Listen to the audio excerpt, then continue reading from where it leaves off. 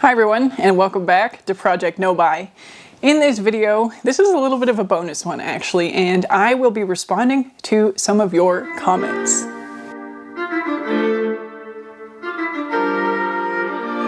So I've had a few kind of what I would consider spicier comments lately, some more hot takes or some more maybe controversial opinions, and I wanted to chat about them in a more casual way here. So it goes without saying, but I perhaps am disproving that by saying it, so it goes with saying that I mean no offense in this video, and I'm not really here to try to make a point, if that makes sense. This is just opening the discussion up for a wider dialogue. I might actually make this the Sunday series, right? So if there's a question in the comments, or if you have a question, drop it below. Make sure you have a question, actual question mark, so that I can filter it and see it. And I will kind of bookmark some of those for Sunday's videos.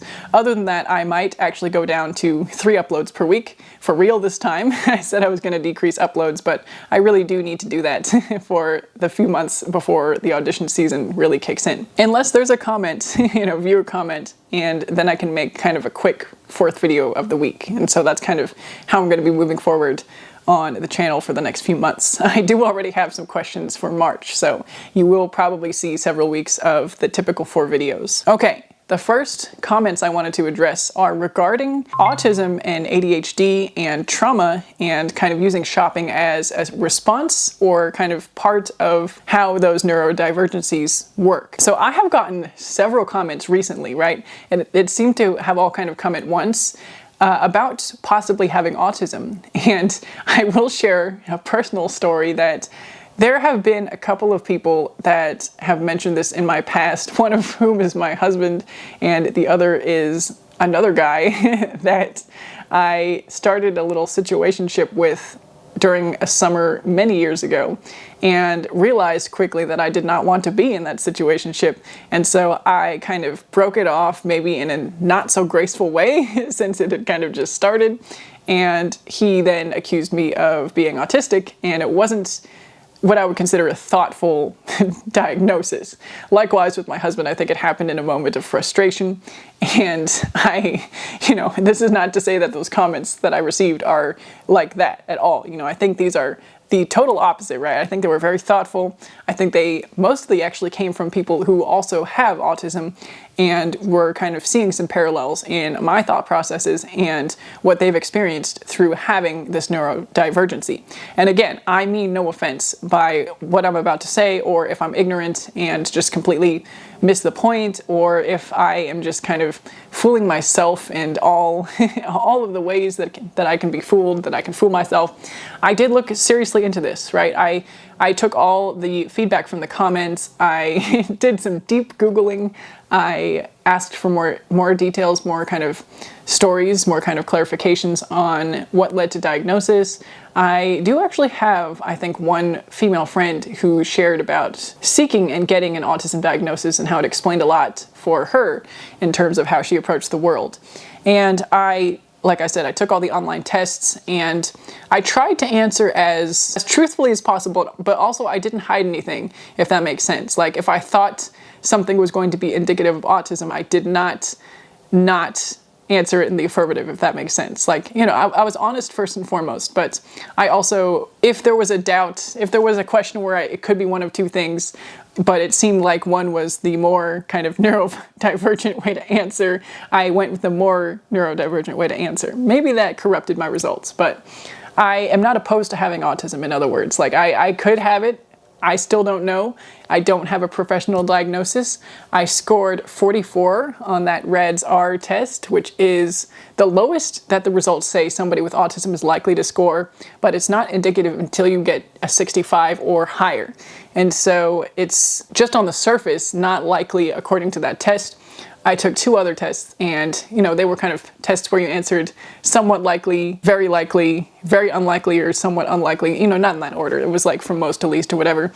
And I, again, got a very low indication of any autistic traits, possibly because I don't tend to have strong reactions or emotions. And so there are a few questions that I would answer very likely or very unlikely. I'm much more of a person that's in the middle for most most things in life, I think. And so perhaps that kind of skewed my results as well. All of this to say that it's still possible that I have autism or some neurodivergency. I think it's less likely that I have ADHD. I took some tests for that as well. And, maybe this is a very sign of autism that I get a suggestion and I'm running away with tests and things like this. I will say I did not just get one suggestion. I got like 4 or 5 comments all in the span of the month of February suggesting that I might be autistic. And so I think it was not totally abnormal to say, hey, I'm getting this a lot, like maybe I should look into this. And, again, I am justifying myself here on the internet to a bunch of people that have never met me in real life and are only seeing this very small window. Literally, this is a small window into a corner of one of my rooms, and a small window in which I am focused entirely on one thing, the subject of this channel. And so it might be a little bit of a skewed presentation, or this might be the very arena that I fixate on something, right? This is kind of the zone of fixation for why I want things, why I want to buy things, and the space that I've carved out for myself to fixate on these things.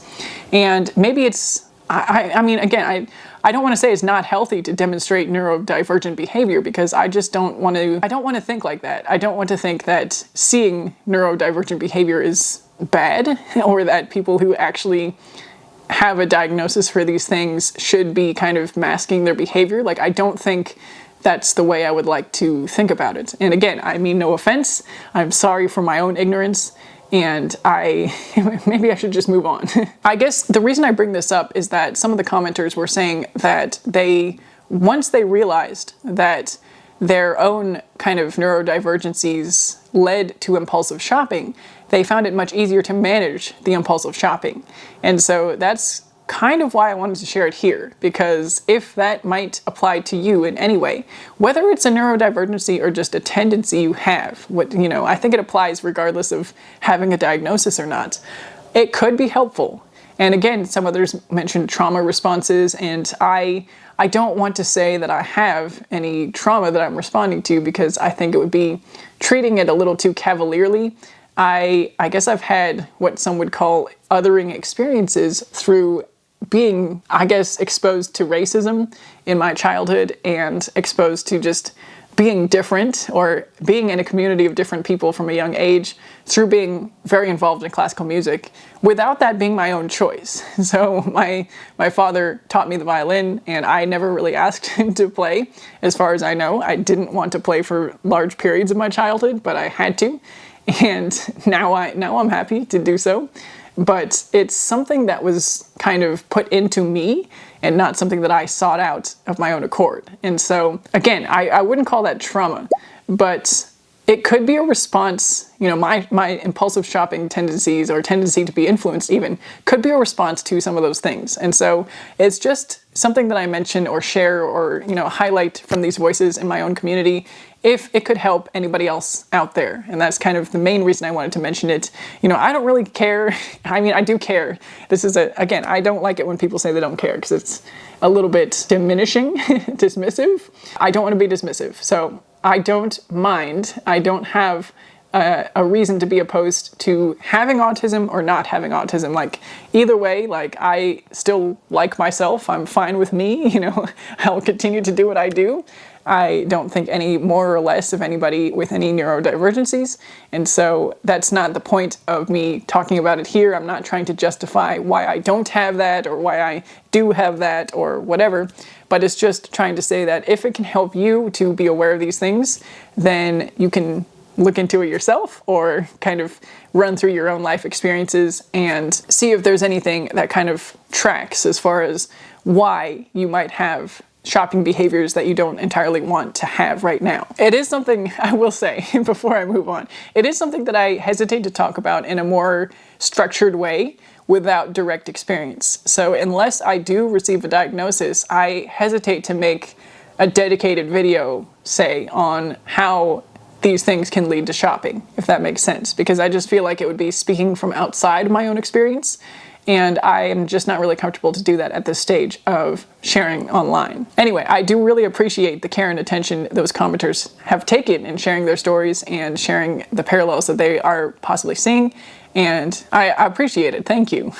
Kind of leading into my next point, I got some comments on some of the videos. I think the video restarting my no buy, right, saying that I was going to go from February until February next year. I got some comments about addiction and how I was basically displaying addictive tendencies, addictive justifications, addictive behavior, and that it didn't look healthy.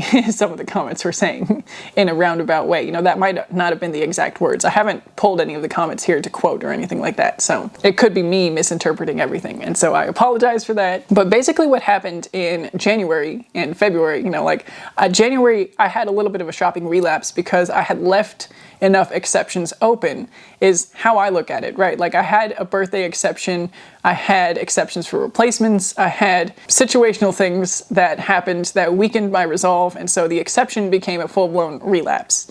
And that's how I see it.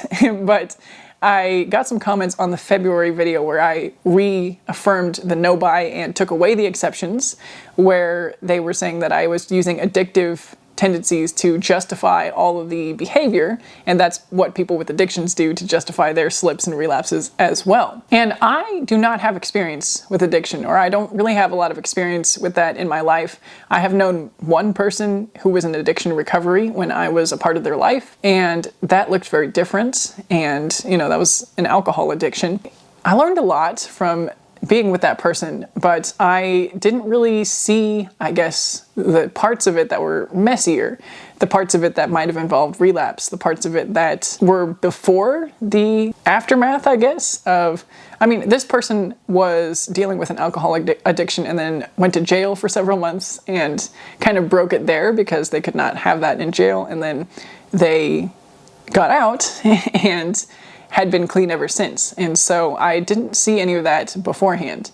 And so I would say that I have very little experience with what addiction actually looks like, very little direct experience with anybody who has dealt with that. I did start reading the Gabor Mate book, In the Realm of Hungry Ghosts, which deals with addiction. I'm about halfway through that now. But, you know, reading a book doesn't make you an expert. It might provide you insights, but I don't think, you know, just because I'm reading a book about it doesn't give me any experience to say whether or not I am displaying addictive behaviors, especially not based on, you know, what's shared in this one corner of my reflections online, right? Like I live my life as a complete person, whereas what I present on the internet is very much focused on this one kind of area of habits that I have justified. And I feel for myself that I learned to justify almost any reason to shop, any reason to buy something that I was influenced. In fact, what I noticed throughout last year, the things that I wanted to buy but didn't series kind of stopped halfway through the year because I wasn't seeing any things from influencers. I wasn't really being presented with anything to want and to buy. And even most of the things that I purchased last year in the list of everything that I actually bought in my no buy year were things that I had seen in the first half of the year before I had completely cut off social media.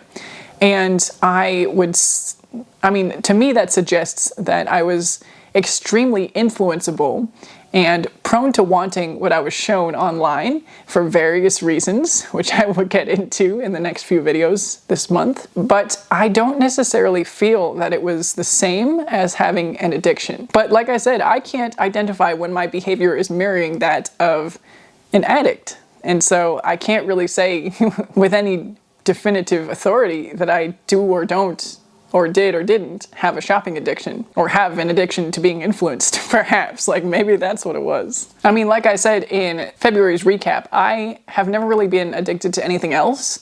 And, you know, caffeine or alcohol or other kind of recreational drugs or whatever, like I don't tend to get addicted or tend to have a difficult time stopping consuming something. And buying things is slightly different in that you can't completely stop buying things, and there are things that are more legitimate replacements than others. And I'm running into this already in this year, right? Like I replaced my skincare product and will replace my mascara very soon now. But those are things that I have used completely up and am getting a one-for-one replacement of. But my point was that we do have to buy things. Even things that we don't strictly need can have legitimate needs to be replaced, or legitimate to your own life, right? And it can cause more inconvenience than it's worth in some ways to forego buying something. And so you always have to be kind of within that environment of shopping in some way, shape, or form. Even if you buy nothing, even if you are really hardcore about it and you say, all right, like in the pants example, I'm just going to wear the 2 pairs of pants that I have, and if one of those pairs starts unraveling or something, I'm just going to wear 1 pair every day, all day for the uniform that I wear it for, and that's fine. Like, there's nothing wrong with that. People can do that. Perhaps I should do that. But even if you are really hard about it and don't engage in any of that, you do still have to buy groceries unless you have a garden and are completely self-sufficient. You do still have to buy gas. You do still have to go places where you have to spend money, you know, if you aren't going to bring all of your meals when you have to go out somewhere. And let's just say socializing, right? Like if you're invited to a restaurant with friends, like, are you going to buy food there? So there are always exceptions to a no-buy year. And so when do the exceptions become too much? And when do the justifications for exceptions become a symptom of an addiction? And that's kind of, I guess, what I would question. And I am the one living this, right? So like perhaps me justifying possibly replacing my favorite pair of pants that are too small, that I don't want to really shop for, but I just want the same pair of pants in a larger size. And no, they don't have any fabric to let them out. I've already checked. But, you know, is that me just justifying an addiction?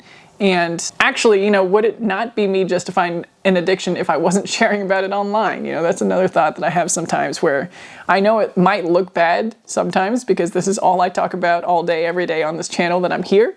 But in my everyday life, I think it would be kind of silly if I was talking to a person just, you know, outside of this channel space about my dilemma with the pants and how the pants that I choose to wear first every concert occasion are now too small and I can't replace them because I'm on a no-buy year. Like, that to me seems to be taking it a little bit too far. And I haven't made a decision on what to do about the pants yet. This is not about pants. I mean, heaven forbid this channel becomes another space for hour-long discussions about wanting a pair of pants. But you know, like, I'm not going back there. But I understand how it can look bad sometimes, and maybe I am deep in the depths of a shopping addiction, and I guess I don't really have any answer or any, you know, I can't really dive deep in that rabbit hole. I have actually taken a quiz for shopping addiction before, and likewise score very low because I don't have very strong emotions, I guess, like not in the realms of these topics. Like, I don't not have strong emotions ever, but they're just not expressed in that way. Like, I don't feel, you know, some of the questions on the shopping addiction tests are, I feel irritable if I don't get to shop or whatever. Like, no, I don't really care. It doesn't register on my emotional radar. And so I can't truthfully say yes to something like that. But some of those questions, I guess, are maybe not geared to catch whatever is going on as far as my personal relationship to shopping and whether I have a possible addiction. But anyway, I do see the parallels that some people bring up, but I also just don't fully understand. And I guess that's where I kind of want to leave that one for today's little discussion opener.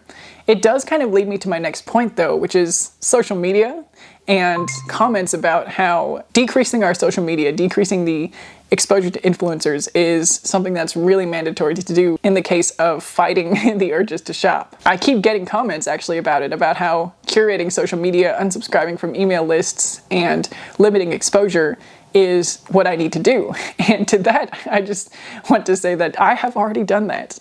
I know there are probably more new people than not on this channel, since last year when I was going through this journey, it wasn't as large of a community as it currently is. And so the newer people are probably not watching this video either, since this is not really a flashy, click-worthy video. But anyway, I will feel more at peace if I've at least said it verbally on this space. I have already done that. I've already curated my social media presence. I am not consuming social media in the same way. I have unsubscribed from all email listings. I was complaining about all the mail-in catalogs in December because I don't really know how to unsubscribe from those, nor do I have the time to be Googling and calling and going through all the steps of, you know, I can add myself to a do not mail list, but like beyond that, I can't really control the brands putting flyers in my mailbox against my will. I get questions sometimes about, do I still watch fashion and beauty content? No, I don't. I have unsubscribed from, I think, every channel that dealt with fashion and beauty, and some of the channels that I occasionally watch, I will not stay subscribed to. and they're usually still information-based rather than product-based anyway. I am actually going to do a video about the things that I used to watch, right? The posts that I had saved on TikTok in particular, which is probably going to be kind of embarrassing as far as revealing some of the influences, the things that influenced me to buy things in the past. So it's not that this advice is bad, not that this advice of getting rid of social media, and, you know, perhaps I should treat the comments more as not for me anymore. And I don't know if this is just the milestone that you reach when you pass a certain number of subscribers or commenters or anything like that, but, you know, in some cases it does seem like perhaps I should just leave it for the wider community and, you know, let this perhaps be the point of not replying to every comment, because when I reply, I'm also opening myself up to be misunderstood, possibly further, right? If the original comment was a misunderstanding of the ideas I was trying to express, I should maybe be taking that as a signal to work on my expression for the next time I'm verbally on camera, rather than trying to correct a misimpression in the comments. I don't know yet. I'm still very present in the comment conversations, and I'm not planning on stepping completely away or stepping back anytime soon. But if there is a drop in comment engagement, that's what's going on, I guess. I still see it. I'm still here. I'm just choosing to leave a little bit more to the wider community, because in some cases it might just be not entirely for me. And it doesn't mean it's invaluable or not valuable, sorry. That's not what that word means. It doesn't mean it's not valuable to people out there, and I should just let some of these comments have the value that they have without having to perfectly align them into my experience or my ideas or where I'm at in this journey. But yeah, I guess in conclusion, upon reflecting on all of these comments, and anytime I reflect on things that people reflect back at me, right, from what I've said, I get a deeper understanding of myself and my own motivations and my own journey, which is what I'm here for in the first place. So I deeply appreciate all comments, even if I do sometimes feel misunderstood or feel the need to clarify and then dig myself into a deeper hole. I realized, I think, that it really was, for me, and again, this might look like somebody justifying it to you again. I might just be deep in an addiction, I might be deeply neurodivergent, and I might just be masking it all to myself. But here I am, you know, what I feel like I've realized, whether it's real or not, is that the online landscape of consumerism is so pervasive, and if or when we are in positions of vulnerability, which I was at the start of my shopping habit, when it started kind of spiraling beyond where I wanted it to go, I was in a vulnerable position. I had been laid off of a job. I had done a new job for a year. I then moved to a new city with no job for my husband's job.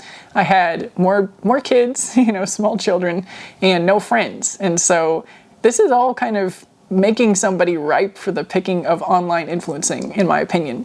And if I was looking at somebody else from the outside, having done all those things and still kind of maybe lacking in an in-person support system as far as friends who are close enough to really talk about these things with, you know, deeply, I would understand somebody turning towards online communities and also therefore falling into online traps of how much consumerism is pushed on there and how much we feel like we can fit in or be part of that community through consuming.